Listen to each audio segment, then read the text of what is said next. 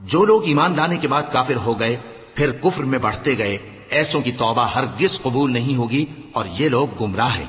جو لوگ کافر ہوئے اور کفر ہی کی حالت میں مر گئے، وہ اگر نجات حاصل کرنی چاہیں اور بدلے میں زمین بھر سونا دیں تو ہرگز قبول نہیں کیا جائے گا۔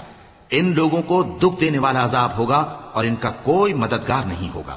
مومنوں، جب تک تم ان چیزوں میں سے جو تمہیں عزیز ہیں اللہ کی راہ میں خرچ نہ کرو گے، کبھی نیکی حاصل نہ کر سکو گے، اور جو چیز تم خرچ کرو گے اللہ اس کو جانتا ہے۔ بنی اسرائیل کے لیے تورات کے نازل ہونے سے پہلے کھانے کی تمام چیزیں حلال تھیں بجز ان کے جو یعقوب نے خود اپنے اوپر حرام کر لی تھی۔ کہہ دو کہ اگر سچے ہو تو تورات لاؤ اور اسے پڑھو، یعنی دلیل پیش کرو۔ اب جو اس کے بعد بھی اللہ پر جھوٹے افطرا کریں تو ایسے لوگ ہی بے انصاف ہیں۔ کہہ دو کہ اللہ نے سچ فرما دیا، پس دین ابراہیم کی پیروی کرو جو سب سے بے تعلق ہو کر ایک اللہ کے ہو رہے تھے اور مشرکوں میں سے نہ تھے۔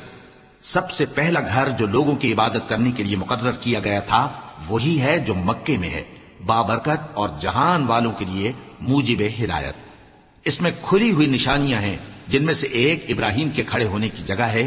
جو شخص اس مبارک گھر میں داخل ہوا اس نے امن پا لیا، اور لوگوں پر اللہ کا حق یعنی فرض ہے کہ جو اس گھر تک جانے کا مقدور رکھے وہ اس کا حج کرے، اور جو اس حکم کی تعمیل نہ کرے گا تو اللہ بھی اہل عالم سے بے نیاز ہے۔